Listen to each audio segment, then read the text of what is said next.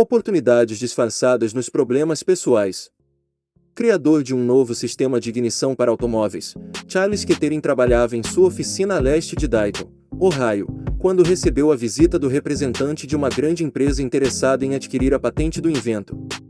O executivo, de terno todo alinhado, se dirigiu a Charles, que vestia um macacão sujo de graxa. Bom dia. Gostaria de falar com o técnico em termodinâmica a respeito do invento. Você poderia chamá-lo? Esboçando um sorriso, Charles respondeu: lamento muito, aqui não tem um técnico nem alguém que saiba o que é termodinâmica. Agora, se o senhor quiser saber como criei este sistema de ignição, explicarei com prazer. Thomas Edison é considerado o maior inventor da história.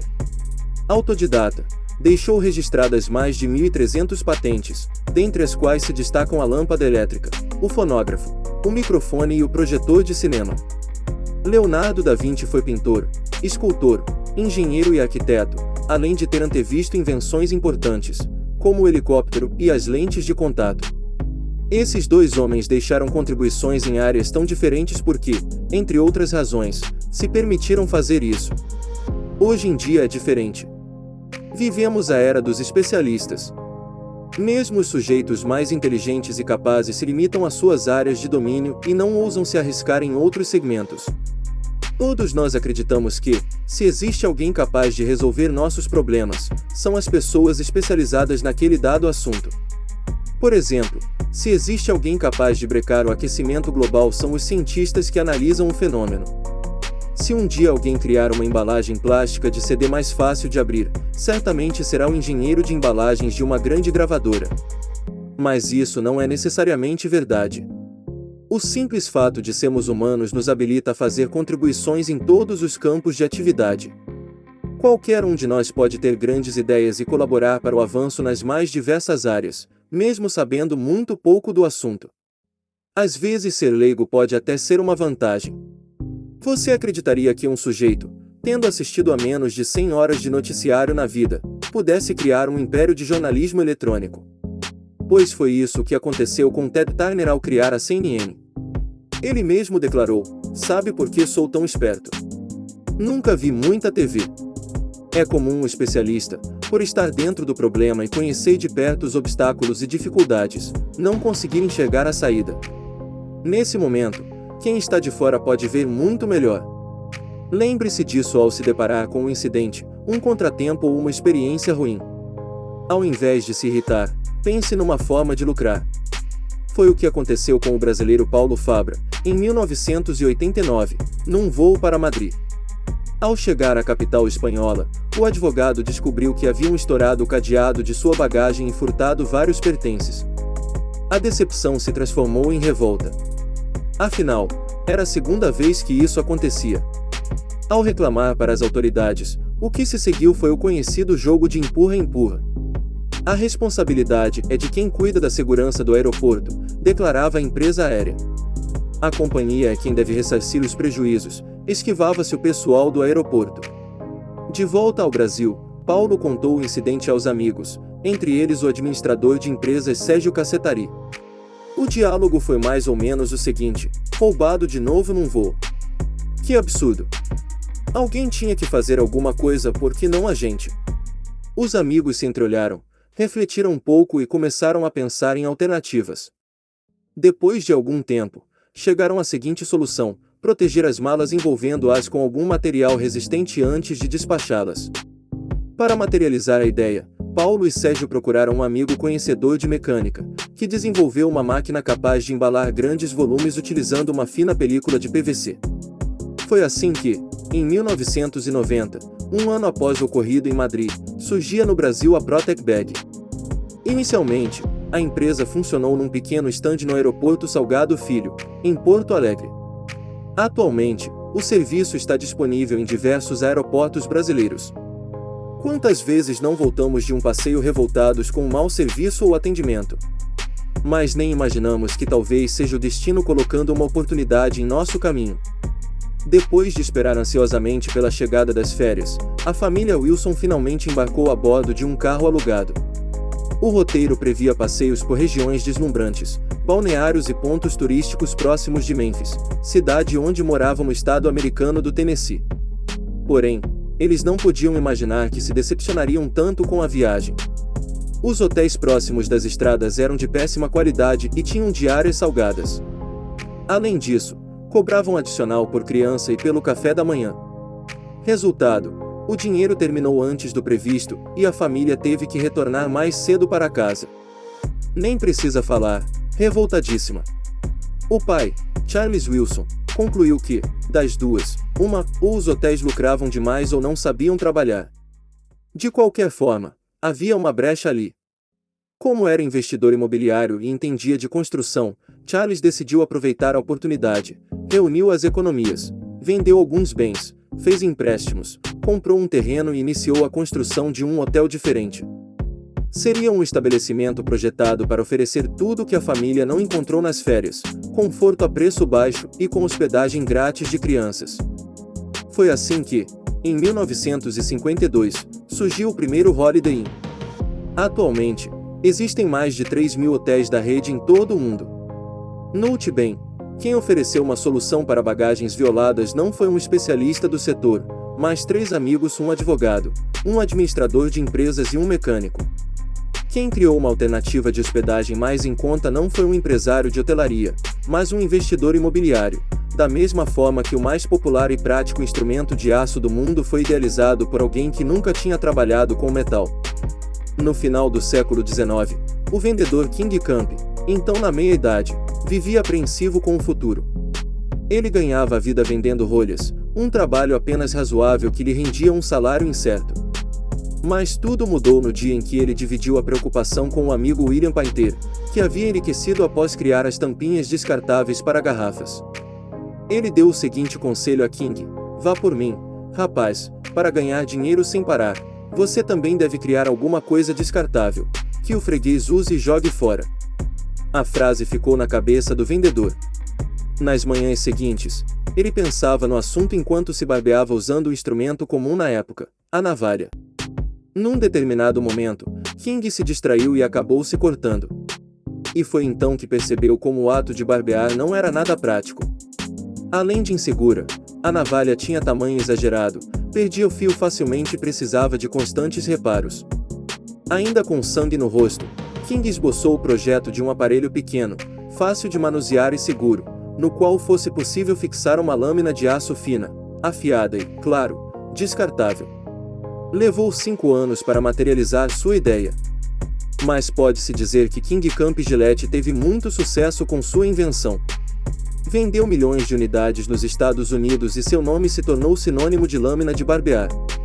Eu já contei neste livro como os irmãos Richard e Maurice McDonald criaram um inovador estabelecimento que deu origem à famosa rede. Também já falei sobre Ray Kroc, o visionário líder que transformou o McDonald's no maior império de fast food do planeta. Agora, vou relatar como ocorreu o primeiro encontro de Kroc com os irmãos, outra história envolvendo um vendedor preocupado com a aposentadoria. Esse era o perfil do americano Ray Kroc, aos 52 anos. Ele comercializava multimixers, uma espécie de liquidificador para produzir milkshakes. Tudo corria normalmente, até que surgiu no mercado um concorrente poderoso, um aparelho mais moderno, eficiente, barato e com publicidade maciça. Rapidamente Kroc sentiu o impacto, suas vendas despencaram. Ele ficou receoso de que, em pouco tempo, não houvesse mais espaço para seus aparelhos tradicionais. Para piorar, considerava-se velho demais para se aventurar num novo negócio ou começar em outro emprego. Tudo o que ele almejava era garantir seus $12.000 anuais, necessários para manter o padrão de vida da família na época. Certo dia, Ray recebeu um pedido surpreendente. Um único estabelecimento encomendou 8 multimixers. Ele ficou intrigado, cada aparelhinho podia bater até 6 milkshakes ao mesmo tempo. Logo, 8 dariam para preparar 48 bebidas simultaneamente. Que lugar teria um público tão grande? Curioso, o vendedor foi investigar o fenômeno de perto. Situado no sul da Califórnia, o pequeno drive-in realmente era um sucesso.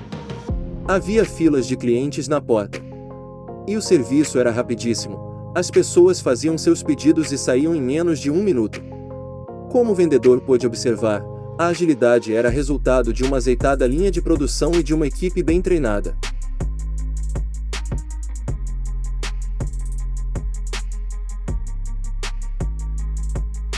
Além do processo bem coordenado, chamou a atenção também a economia de utensílios e instalações. Não havia pratos, talheres, mesas, cadeiras, nada. Os clientes levavam seus hambúrgueres e batatas fritas em saquinhos. Mesmo o rei, um homem acostumado a visitar estabelecimentos, nunca tinha visto algo semelhante.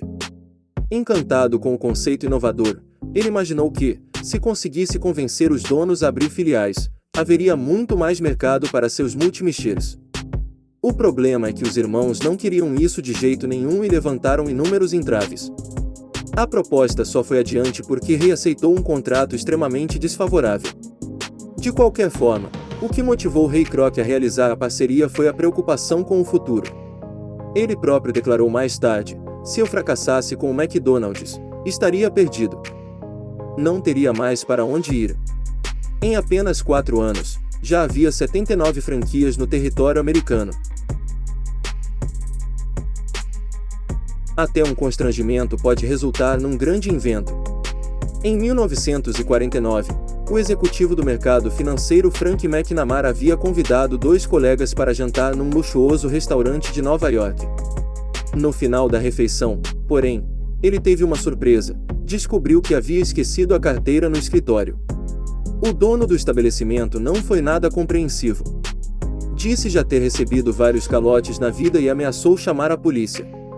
Frank também se irritou, disse que era um homem importante e que se comprometia a quitar a dívida no dia seguinte. Mas não teve acordo. Ele foi obrigado a ligar para sua esposa em Long Island e pedir para ela levar o dinheiro. O executivo saiu do estabelecimento arrasado e ofendido. Afinal, como ele, um profissional bem-sucedido e conceituado, pôde ser confundido com um sujeito qualquer? Naquele momento, todo o seu patrimônio, prestígio e bens não lhe garantiram um tratamento diferenciado nem um voto de confiança. Pensando numa forma de distinguir as pessoas, Frank imaginou criar um clube fechado, composto por pessoas endinheiradas como ele, cujos participantes pudessem obter crédito apenas apresentando um cartão. Esta é a história do nascimento do primeiro cartão de crédito da história, Diners Club. Inicialmente, 27 restaurantes de Nova York se associaram ao novo serviço. Os 200 primeiros integrantes do clube foram justamente os melhores amigos de Frank, 2 dos quais, aliás, estavam presentes naquele fatídico jantar. Por falar nisso, você já teve a experiência de ir a um restaurante indicado por um crítico e comer mal? Certamente já, todo mundo passou por isso. Foi o que aconteceu com o casal de advogados americanos Nina e Tim. Não que os críticos estivessem sempre equivocados, mas o fato é que marido e mulher eram extremamente exigentes. Depois de viver alguns anos em Paris, o casal havia se acostumado com os grandes chefes, restaurantes estrelados e pratos inigualáveis da culinária francesa. De volta aos Estados Unidos, o casal padecia para encontrar algum estabelecimento que agradasse. Seguir as recomendações de jornais e revistas também podia ser uma furada. O que fazer? Qual a alternativa? Ora, ouvir os amigos. Eles passaram então a reunir em casa um grupo de conhecidos gourmands como eles para trocar receitas de pratos e dicas de restaurantes. Após reunir uma lista razoável de lugares, o casal teve a ideia de transformar o conteúdo em guia. Não um guia comum, mas um inédito, o primeiro feito por dezenas de clientes. Assim, em 1979, Nina e Tim Zagat lançaram o primeiro Guia Zagat. Com a colaboração de cerca de 200 amigos, a edição avaliava 100 restaurantes. A novidade teve tanta aceitação que alguns anos depois o casal deixou a advocacia para se dedicar exclusivamente ao negócio. Atualmente, Zagat é uma das mais respeitadas grifes do segmento. Os guias de restaurantes cobrem cerca de 70 grandes cidades, 25 mil estabelecimentos e contam com um exército de cerca de 100 mil colaboradores, que se sentem honrados em participar das publicações. A marca edita também guias de hotéis, espetáculos, spas e muitos outros. Mas o principal é que Nina e Tim resolveram o problema inicial, nunca mais tiveram dificuldades em comer bem. Se você observar bem, verá que muitas das grandes ideias e empresas surgiram a partir de problemas pessoais. Gente comum que, ao se deparar com um obstáculo, permitiu-se inventar a saída. Como disse o escritor francês Jean Cocteau, não sabendo que era impossível, ele foi lá e fez. Ao delegar para os especialistas as soluções de todos os nossos problemas, deixamos de pensar por conta própria e acabamos desperdiçando grandes oportunidades. Em 1998, dois amigos obcecados por computadores andavam muito insatisfeitos com os mecanismos de busca disponíveis na internet. Buscadores como o Yahoo se baseavam no número de vezes que uma determinada palavra aparecia nas páginas da web. O problema era que esse mecanismo estava sujeito a distorções, bastava alguém repetir o termo inúmeras vezes para que sua página fosse dada como relevante. Sem um mecanismo de busca mais criterioso e abrangente, era muito difícil realizar pesquisas virtuais profundas. Para atender inicialmente sua própria necessidade, os amigos partiram na busca de uma nova forma de encontrar e ordenar os sites mais importantes de cada assunto. Para isso, era necessário responder à seguinte questão: qual o melhor critério para ordenar as páginas? Foi então que eles se lembraram da sabedoria popular: a voz do povo é a voz de Deus. E então concluíram que a página certa para cada pesquisa seria aquela indicada pelo mundo inteiro. Ou seja, quanto mais um endereço fosse acessado, citado e recomendado por outros sites, mais relevante ele seria. O raciocínio fazia sentido, mas restava um grande desafio: como varrer a internet e selecionar as páginas de acordo com os critérios acima. Naquele momento, foi de grande ajuda o fato de os colegas serem ótimos em matemática. Como vestibulandos determinados a resolver uma questão difícil, eles mergulharam numa profunda viagem por algarismos, equações e fórmulas a fim de entender como as páginas da internet se ligavam umas às outras. Depois de uma infinidade de contas e de uma montanha de números, finalmente eles conseguiram chegar à resposta. E a equação encontrada foi... Infelizmente, não vou poder revelar aqui. Este é um dos segredos mais bem guardados da atualidade. Um segredo que vale 157 bilhões de dólares, o valor avaliado do Google, fundado por Sergey Brin e Larry Page, de acordo com a Bolsa de Valores Nasdaq, em agosto de 2008. Por que o Google vale tanto? De onde vem o lucro da empresa? A marca mais valiosa do mundo surgiu da necessidade pessoal de dois amigos. Logo se viu que a necessidade não era só deles. O Google gerencia atualmente cerca de 200 milhões de buscas por dia. Apesar de ter se tornado rapidamente popular, durante muito tempo houve dúvidas sobre a real capacidade da companhia em ser rentável. Afinal, as pessoas não pagam absolutamente nada para utilizá-lo.